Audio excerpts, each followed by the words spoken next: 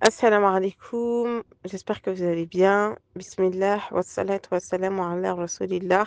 Dans la sourate Al-Shams, Allah nous dit قَدْ أَفْلَحَ مَنْ زَكَّاهَا وَقَدْ خَابَ مَنْ دَسَّاهَا. A réussi certes celui qui la purifie et est perdu certes celui qui la corrompt. Donc il nous parle d'un sujet qui est très important, la purification de l'âme. Donc déjà pour purifier son âme, faut comprendre les maladies que nous avons, l'orgueil, l'ostentation, la jalousie et la fatuité, l'amour du prestige, du bas monde, la colère, l'autosatisfaction, donc autant de maladies qui nous détruisent de l'intérieur, qui sont de véritables poisons spirituels qui nous empêchent d'atteindre la pleine satisfaction de notre Seigneur. Et donc, dans un premier temps, nous devons faire une introspection. Mais comment faire une introspection si nous ne savons pas ce que sont que les maladies de l'âme? Et du coup, on doit réellement chercher à purifier notre âme si on veut s'élever spirituellement.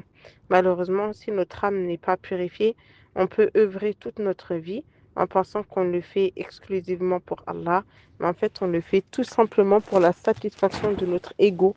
Ce qui nous plaît, ce qui nous fait du bien, c'est de satisfaire notre ego, d'avoir de la reconnaissance de la part des gens, de l'amour, d'attendre leur validation,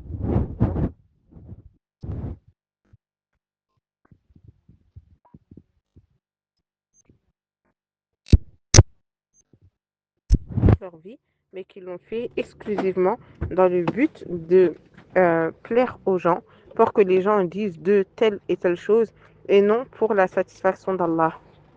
Donc, c'est extrêmement important de,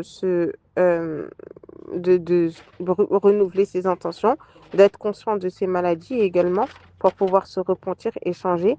Parce que malheureusement, quand on n'en est pas conscient, on va se concentrer sur des aspects extérieurs et on va oublier l'intérieur, la laideur de nos âmes qui nous empêche d'atteindre la pleine satisfaction d'Allah.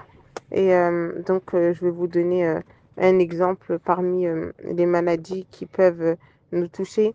Donc, il y a l'orgueil. Donc, l'orgueil, et le prophète sallallahu alayhi wa sallam qui nous dit que celui qui a dans le cœur le poids d'un atome d'orgueil n'entrera pas au paradis. Et quand on voit à quel point, des fois, on refuse d'entendre la vérité parce qu'on veut toujours avoir raison, et même lorsqu'on a tort, eh ben, on veut prouver par A plus B que nous avons raison.